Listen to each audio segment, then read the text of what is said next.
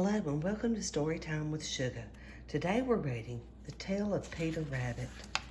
Once upon a time there were 4 little rabbits, and their names were Flopsy, Mopsy, Cottontail, and Peter. They lived with their mother in a sand bank underneath the root of a very big fir tree.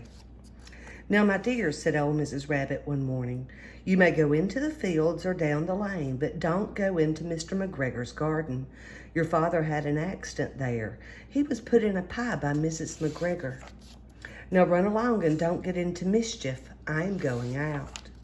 Then old Mrs. Rabbit took a basket and her umbrella and went through the wood to the baker's. She bought a loaf of brown bread and 5 currant buns. Flopsy, Mopsy, and Cottontail, who were good little bunnies, went down the lane to gather blackberries. But Peter, who was very naughty, ran straight away to Mr. McGregor's garden and squeezed under the gate. First, he ate some lettuces and some French beans, and then he ate some radishes. But round the end of a cucumber frame, whom should he meet but Mr. McGregor? Mr. McGregor was on his hands and knees planting out young cabbages, but he jumped up and ran after Peter, waving a rake and calling out, "Stop, thief!"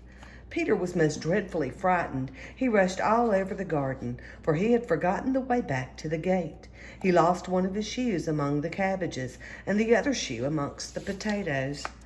After losing them, he ran on 4 legs and went faster, so that I think he might have got away altogether if he had not unfortunately run into a gooseberry net and got caught by the large buttons on his jacket. It was a blue jacket with brass buttons, quite new. Peter gave himself up for lost and shed big tears, but his sobs were overheard by some friendly sparrows, who flew to him in great excitement and implored him to exert himself. Mr. McGregor came up with a sieve which he intended to pop upon the top of Peter, but Peter wriggled out just in time, leaving his jacket behind him, and rushed into the tool shed and jumped into a can. It would have been a beautiful thing to hide in if it had not had so much water in it.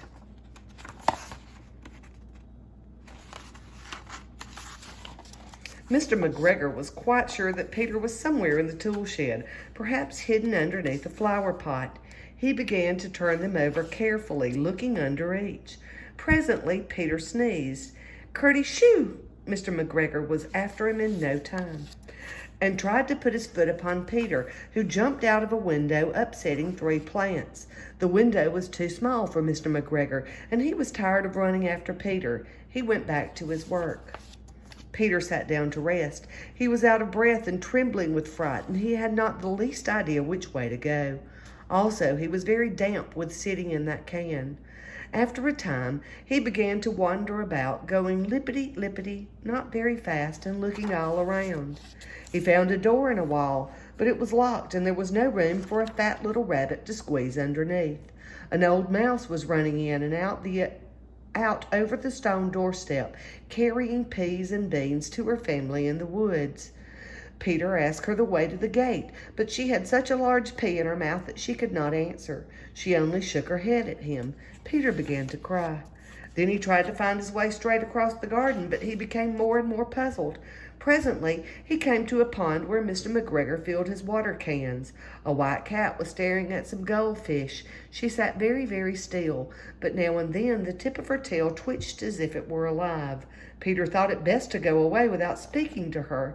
He had heard about cats from his cousin, little Benjamin Bunny.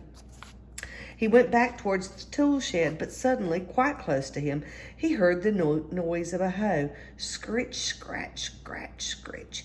Peter scuttered underneath the bushes, but presently, as nothing happened, he came out and climbed upon a wheelbarrow and peeped over.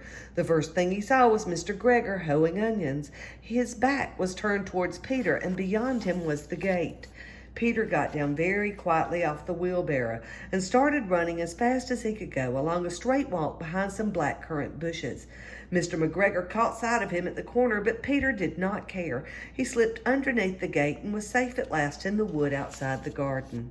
Mr. McGregor hung up the little jacket and the shoes for a scarecrow to frighten the blackbirds.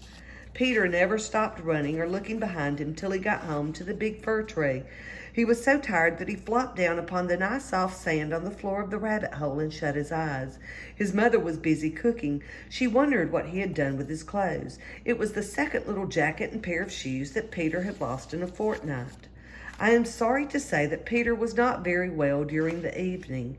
His mother put him to bed and made some chamomile tea, and she gave a dose of it to Peter, 1 tablespoon to be taken at bedtime. But Flopsy, Mopsy, and Cottontail had bread and milk and blackberries for supper.